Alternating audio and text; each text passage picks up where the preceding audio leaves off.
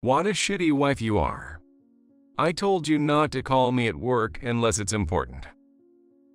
For a moment, my breath stopped at the sound of my husband, John's, voice yelling annoyingly on the other end of the phone. John is currently away on a business trip that involves staying overnight. Being busy in sales, John had repeatedly told me not to interfere with this very important work. So, I wouldn't keep contacting him unless it was something significant. It was his first voice that I kept calling and finally connected. Without even listening, he assumes it's nothing important, and I feel so angry I could explode. It's important. Actually, Susan has. Shut up. If my mom needs to talk to me, she'll contact me directly. The fact you're calling means it's nothing important. It's trivial. I'm hanging up now. This is why women are so... John loudly interrupted my words and hung up the phone while grumbling complaints. Unknowingly, I exhaled the breath I had been holding. Yet, my heart was still not at peace. Clutching my smartphone, I took several deep breaths until I finally managed to calm down a bit. I stared at the message screen for a while, then gently closed my eyes. Doesn't he know the saying, dead men tell no tales? A message from my brother-in-law, Bob, undoubtedly informed me of my mother-in-law, Susan's, death. My name is Emma. I'm a 32-year-old freelance web designer. After struggling at a company in my 20s, I finally became independent, and now I work from home while living with my husband. My husband's name is John. We met through a client I was working with. We got along well, and without any dissatisfaction, we moved from dating to marriage. John was calm and kind while we were dating, but his attitude cooled off drastically once we were married. Trying to have a conversation, I would only get indifferent responses. I'm tired. He would either ignore me while vaguely watching TV or make sarcastic remarks on his bad days. You can work lazily from home. When I'm at work, I have to humor my boss and customers, no matter how much I hate it. You're so lucky. Since you have it easy, you could at least make a delicious meal. True, working from home means I can avoid interpersonal conflicts and work quietly, but it's not stable since I only get paid per project. The constant anxiety and pressure are intense. The atmosphere between us grew increasingly tense. I was feeling anxious about our future life. At one point, we even tried to have a child. Hoping that becoming a father might make John a bit more gentle, and wanting to finish childbirth before getting much older, we hoped for a child. But that dream never came true. I did get pregnant once. We were delighted at the time, but a few weeks later I had a miscarriage. I can't forget the pain of that time. The guilt of not being able to bear our baby. Though still a fetus, the irreplaceable loss of our child's life was an indescribable sadness. At the time, I couldn't concentrate on work and spent days crying, cooped up at home. The baby must have felt so uncomfortable in your womb and thought it better to die. Far from showing concern, John looked down on me lying in bed and adopted a blaming attitude. We have to start over again. That's annoying. Wait, can you even get pregnant again? Hurt by such insensitive words, my heart was increasingly shattered. The one who saved me from rock bottom was my mother-in-law, Susan. Ever since our marriage, I had a good relationship with Susan, who would come over to the house or exchange messages with me. We would share recipes and makeup tips, maintaining a friendship-like relationship with a bit of care? When Susan learned about my miscarriage, she grieved as if it were her own loss and supported me. There was a time when John hurled abuse in her presence. What a defective product. Can't even properly bear a child. That time, she exploded, grabbed him by the collar, and lectured him. John, what are you saying? Sit down over there. Blaming your wife for a miscarriage is unbelievable. Emma is not at fault at all. It's just a whim of God that it happened. To think I raised a son with such a twisted personality and way of speaking. Worn down by John's attitude, I felt a sudden sense of relief. Additionally, my heart overflowed with gratitude and love for Susan, who had stood up for me. In John's absence, Susan confided that she too had experienced a miscarriage. That was before she got pregnant with John. There was indeed a baby here, but I couldn't give birth. I was so sad and frustrated. I blamed myself. Back then, medical science wasn't as advanced, and the causes were unclear. They even suggested it might have been my fault. I was severely blamed by my mother-in-law. I really wanted to tell you, it's not your fault. Susan's words as she held my hand were painful, and I felt a tight squeeze in my chest. I often thought about dying with the baby I couldn't give birth to. Susan, you suffered so much. When I blurted that out, Susan smiled gently. You're okay, I'm here now, and afterwards, I had John and 2 more. So, it's going to be okay. You'll likely be able to have the next baby, but I know it's tough right now. You can vent to me. Even just a little chat might help you feel better. My husband passed away a few years ago, and I have plenty of time now. Whenever you need, just call me. Hearing such warm and loving words, my eyes began to well up with tears. Before I knew it, I was clinging to Susan, tears streaming down my face. After that incident, my relationship with Susan deepened, bonding us like true family, perhaps even stronger. However, John's behavior remained the same. Even as I recovered and managed to resume my usual work and household duties, his indifferent attitude continued. No abusive words were exchanged, but neither were there any pleasant conversations. John would come home, throw his jacket on the sofa, and say, I'm tired. Isn't dinner ready? Then, after finishing his meal, he'd leave his dishes scattered without cleaning up, telling me, I've got a business dinner with a client the day after tomorrow, so prepare some kind of gift. He treated me as if I were a servant, mostly ignoring me as if I were heir. I wondered if there was any meaning to this cold marriage, but on the other hand, my relationship with Susan continued, including messaging and meeting a few times a month for tea or shopping.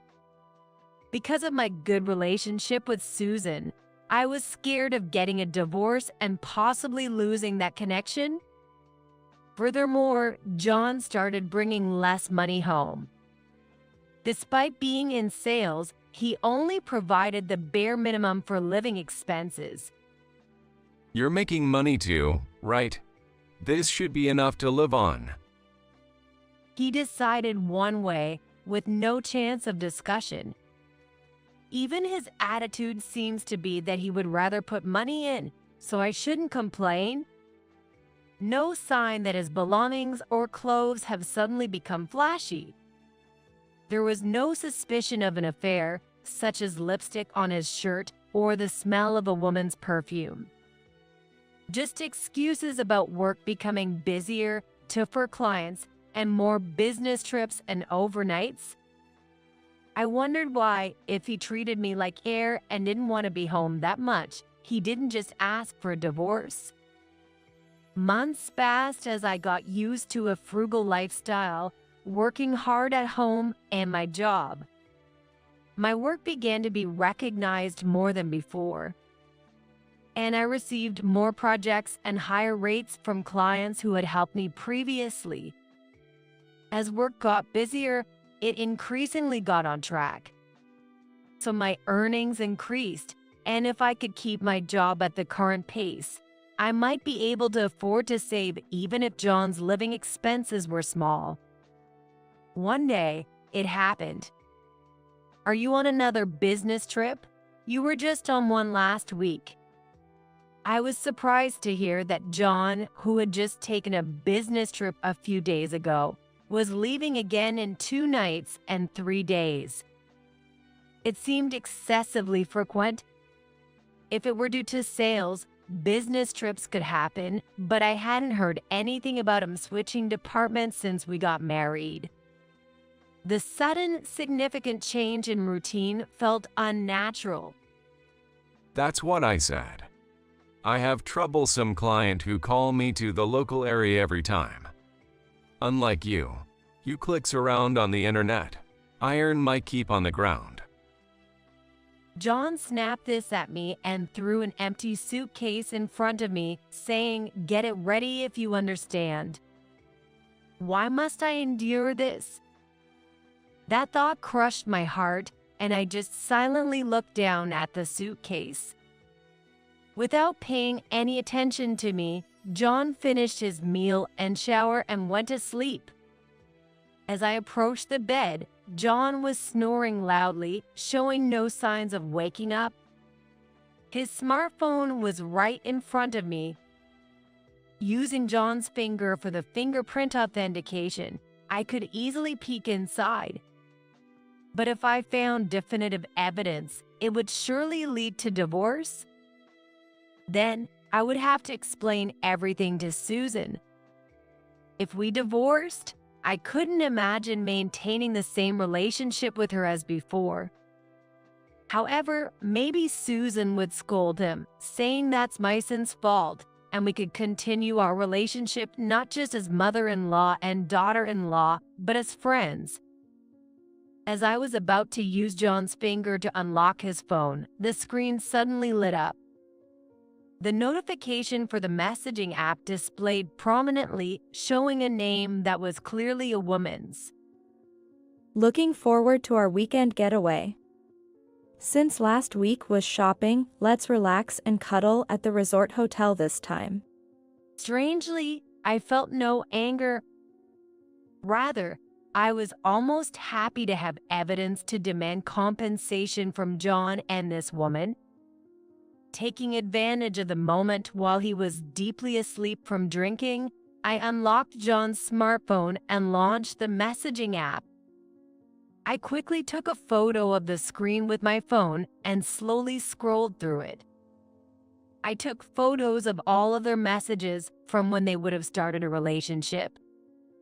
There were also photos taken on the bed, naked, and I struggled to keep my hands from trembling. I then checked whether John's overnights were really for business trips or for meeting this woman. It turned out not all were lies. Occasionally, he really was on business trips. Even after all this, John showed no signs of waking up, and gathering evidence was chillingly easy. Collecting all this evidence was chillingly easy, as if he hadn't intended to hide his affair at all, which made my head spin. The next morning, John acted as if nothing was amiss. He sat down as usual, waited for breakfast, complained about the seasoning, belittled my work, and whined about how hard his own life was. Watching him leave the house, my heart remained strangely calm. I even had the peace of mind to think about searching for a lawyer. Perhaps because I had stopped talking, John seemed to be in a slightly better mood.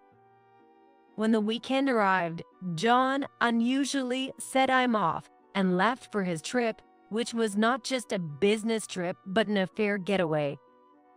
As I was deciding whether to go out for groceries after tidying up the house, an unexpected call came through on my smartphone. John has a brother and a sister. The caller was John's younger brother, Bob. I heard that Bob, who was married, was living with his parents to save money for a house. Hello. As I answered the phone, I heard a voice much more somber than when I had last seen him. Hi, Emma. I'm sorry to call out of the blue, but my mom suddenly passed away this morning. Oh, no. It must be a mistake, I exclaimed, almost screaming. Images of Susan, with whom I had spent so much time, flashed through my mind. Her smile when we had tea together. Her serious face when she gave me advice. And her warm expression when she supported me through my miscarriage. The sudden news of her passing pierced my heart like a knife. It's true. She collapsed suddenly this morning, and we called an ambulance, but she was gone by the time they arrived. And is John there? I can reach him. Hesitating for a moment, I felt a surge of desire to spill everything to Bob. But now was not the time. It wasn't the right thing to tell him now. I'm sorry, he's not here. He's on a business trip. I think it's stuff for you. Shall I talk to him? Thank you. That would be great. Honestly, I'm overwhelmed with things to do and can't manage to make calls. After expressing my condolences again to Bob and telling him I would help if needed, I ended the call. Then I immediately tried to contact John. With Susan gone and the pain in my heart throbbing, I grew anxious as John didn't answer his phone. After ringing more than 10 times, John finally answered, his voice clearly irritable. Hello? I finally got through to you. Actually, it's about Susan. As I tried to speak, John cut me off with this remark. What about Mom? I told you I'm on a business trip. Don't call me with trivial stuff. For a moment, I was breathless. He was irritated, receiving a call from his wife in the middle of his affair trip. Knowing this made my head burn with anger. Come home right now. This morning, Susan. Shut up. Determined to convey my message despite his annoyance, I spoke firmly, which seemed to really bother him as he yelled to cut me off. If it was really important, Mom would have contacted me directly. If not, it means it's nothing serious. I'm working, don't call me. With that, John ranted in a harsh tone and abruptly hung up the phone. I stood shocked and confused, my hand trembling as I held the smartphone. He hadn't even listened. It was about his mother. I tried calling several more times, but it didn't connect, and finally, a message indicated that the phone was either off or out of signal range. It was hopeless. I took a deep breath. If he didn't want to talk to me that badly, I'd comply with his wish not to call. He had said it himself, so he had no right to complain later. Then I left a note in the dining table that read, "I am going to your parents' house," quickly packed my things, and left the house. By the time I arrived at my in-laws' house, it was already evening. In the midst of all the hustle, Bob and his sister Sarah greeted me. There was a list of family tasks left on the living room table, with many papers scattered around. I'm sorry. There's still so much to do with all the calls I need to make. I haven't gotten around to tidying up yet. No, I'm sorry for coming alone at such a time. It's okay, But what about John? Is he coming later? Bob, expecting that we would arrive together, furrowed his brows in confusion seeing me alone. Sarah also looked puzzled, checking outside to see if John's car was there, making me feel apologetic. Resolutely, I relayed the phone conversation I had with John a few hours earlier. After a painfully long silence, Sarah was the first to speak. No kidding. Unbelievable. What is he thinking? Trying to contain her anger, Sarah clenched her fists, trembling, and her face turned red. That idiot. Damn, should I contact him right now? Bob muttered in a terribly low voice.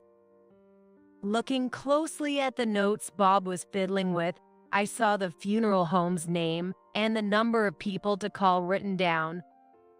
Next to the word chief mourner, eldest son was written, and John's name was beside it. Noticing my gaze, Bob quickly let go of the note.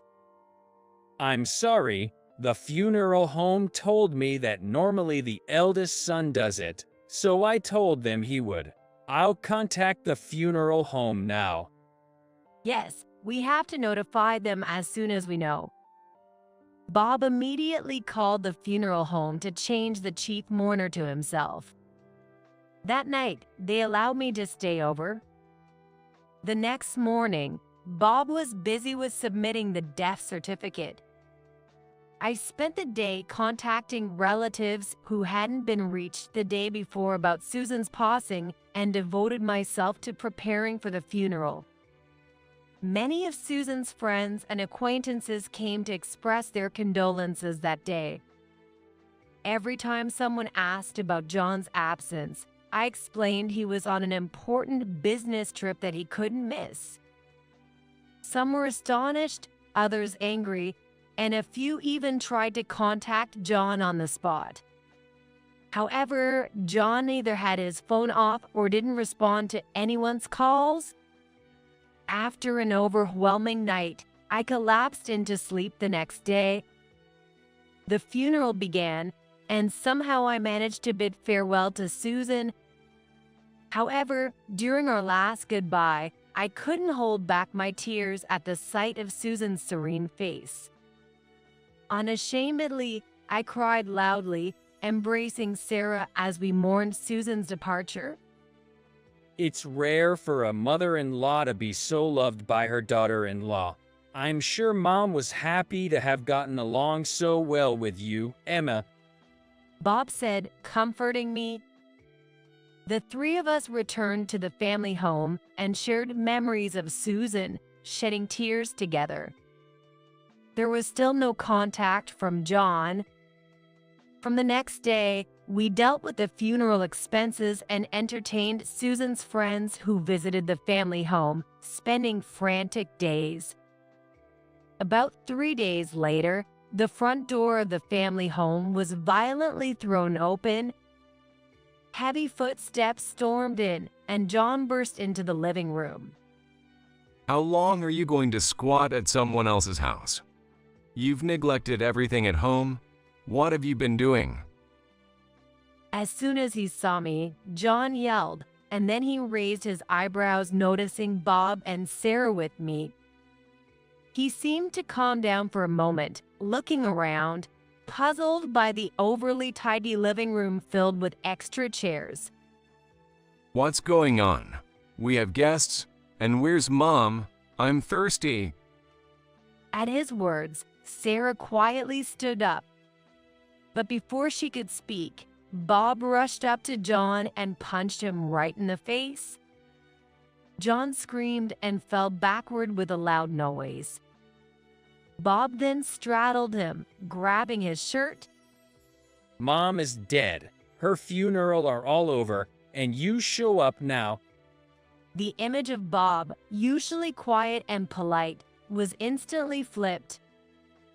His face red, spitting in anger, he yelled at John, who, forgetting the pain in his cheek, looked dumbfounded.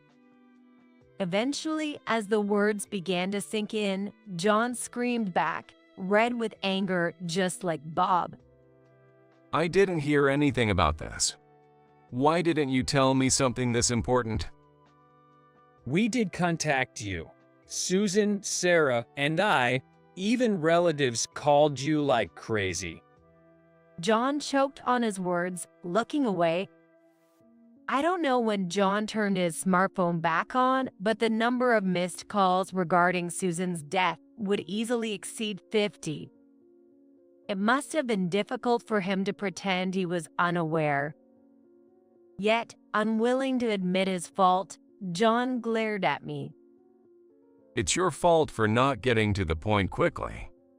If you had told me properly about Mom, I would have come right back. You didn't even try to listen, did you? Sarah's cold voice drowned out John's yelling. In stark contrast to the still trembling Bob, Sarah glared at John without hiding her disdain. You guys, did you ever consider Susan might be lying? That's impossible, because, you see, I recorded that call. Want to listen to it? As I showed my smartphone to John, his eyes widened. Indeed, I had set my phone to automatically record all calls. Unlike meetings on a computer, calls on my smartphone often involve minor corrections or additions, and it's easy to get into he said, she said arguments later. This feature is useful when dealing with assertive salespeople or remembering who called, and I cherished it. Of course, my calls with John were recorded, and I had already played them for Bob and Sarah. As John stared, Sarah glared back.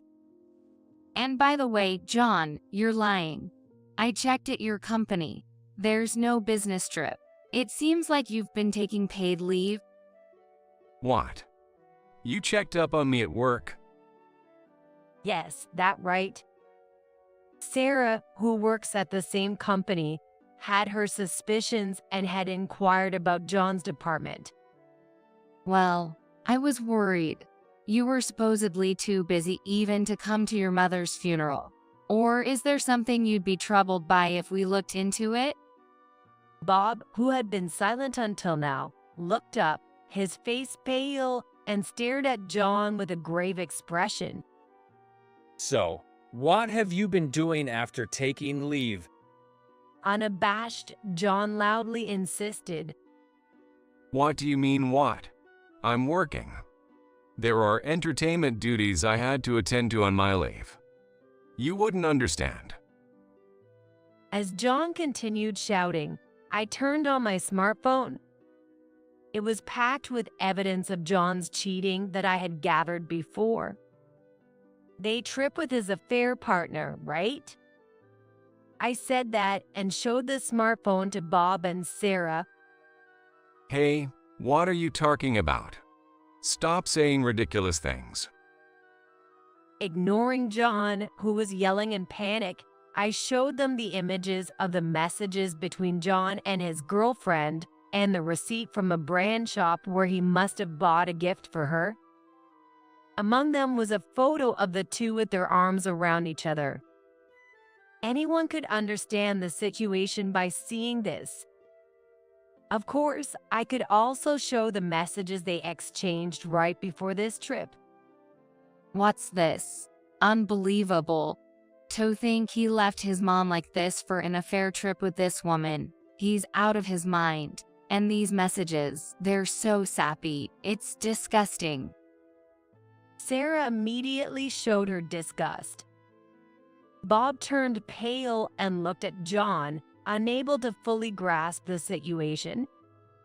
It's not just the trip, but this is betrayal to Emma, and spending so much on gifts for her, it's too much damage to the family budget.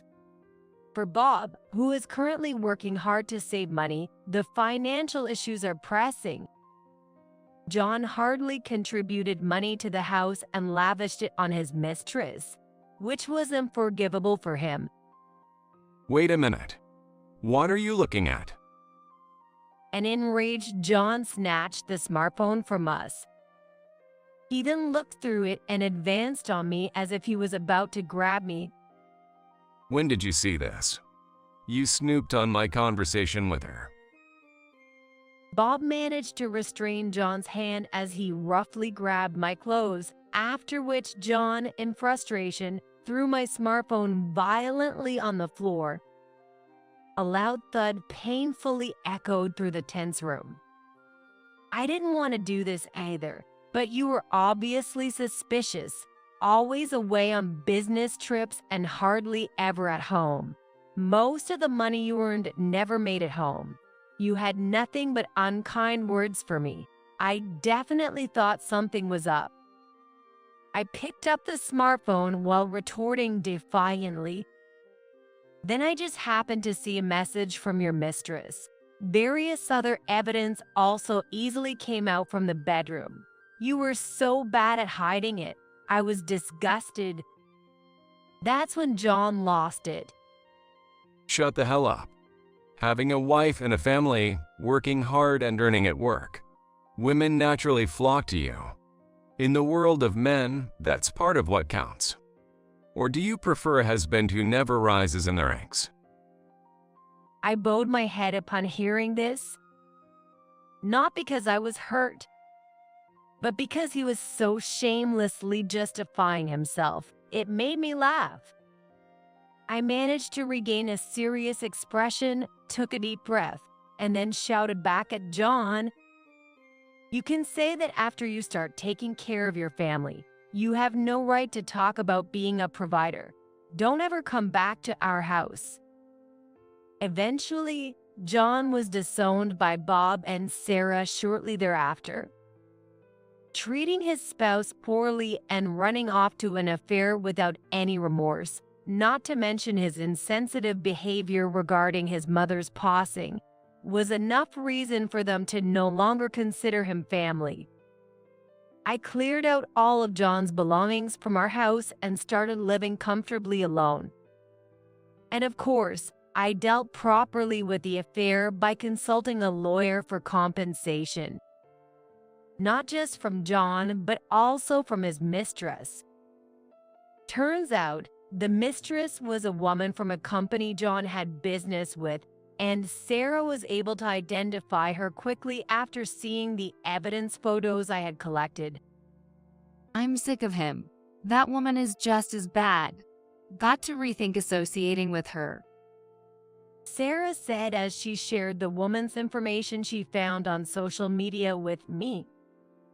After the compensation claim was finalized, I sent a certified letter to both John and his mistress. Then, a while later, John started bombarding my phone with calls. Come on, cut me some slack. Kicked out by my family, I had to rent a cheap apartment. How am I supposed to live like this?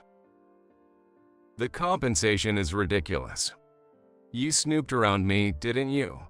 It's not like I'm the only one to blame. Complaining, still clueless about his wrongdoing, I was dumbfounded and eventually blocked his number. Then, a few days later, he started showing up at my house. Thinking who it could be, I opened the door and there was John, looking much dirtier than before. "What are you doing here? I told you never to come back." As I pushed him away, he flashed an unpleasant grin. Got it. I won't enter the house, but at least do something about the money. The compensation is too high, and I barely make ends meet. Can't even afford a new suit. It's a big problem for a top salesperson like me, right? Shamelessly begging for money like that. Why don't you ask the girlfriend you traveled with for support, not me? When I made a sarcastic remark, John clenched his lips in frustration and frowned. It's because you sent a compensation claim to her too. Why did my wife find out? She was furious that she had to pay compensation too, and decided to break up with me. So it seems that John was dumped because his girlfriend, who saw him as a cash cow, turned into a liability. It seems he lavished her with expensive brands and took her on luxurious trips frequently. Turns out she was just a lousy woman who only saw John for his money. Oh, right. But you, unlike me, you're a respectable person who excels in a company setting, earning praise at work, right? Then take care of yourself. Goodbye. With that, I slammed the front door shut. I quickly contacted my lawyer, and soon a restraining order was issued against John. John really squandered the money he earned on his mistress and frivolous things, and he dumped all the household responsibilities on me, so he had no life skills. It seems he's living a miserable life in his apartment now, unable to do any housework. His dirty appearance when he showed up at my house was the result of his lack of life skills. With no domestic skills and subsisting on junk food every day because he couldn't cook, he couldn't work, and a few months later, it seems he was fired from his job. I heard this from Sarah, who works at the same company. It's unlikely John will find a good job again, and his attempts at finding a full-time job have failed. However, he needs to sort out his life and pay the compensation. A few months later, Sarah told me she saw John doing a traffic control part-time job, looking unwell on a road she traveled on a business trip. After all his condescending and selfish behavior, John ended up continuing in a low-wage job with no freedom. And the mistress ended up not being able to pay the compensation herself, so her parents had to cover it for her. Her parents were furious about her extravagant affair with a married man, and she had to pay them back. She was banned from enjoying shopping and trips she used to indulge in, and had to take a job under strict parental supervision that she didn't want. She's forced to lead a suffocating life with no freedom, either at work or in her private life, and continues to work while dealing with stress every day. After that, I combined the savings I had accumulated with the compensation money and moved to a new apartment early. The current apartment also holds memories of the time I spent with John, and just living there brings back unpleasant memories. I wanted to get away from such a place as soon as possible. Work projects keep increasing, and I'm managing to build a good track record while earning the trust of several clients. I devote myself to work and love alone. I turned over a new leaf and started a new life. A few months later, I met a man at a cafe in my new town and started dating. He works in planning and development at a major company and has a great interest and respect for my job as a web designer. I was drawn to his calm nature and logical, cool demeanor. Surely, he would never blatantly cheat or shamelessly betray his family. A few years later, I married him and we were blessed with a child. And this time, there was no problem, and the baby in my womb is growing healthily. My new husband is very caring during my pregnancy, and that has been a big help. Now, as a couple, we look forward to the birth of our child while we continue working and preparing. A kind husband and another family member about to be born. A peaceful, loving home awaits me,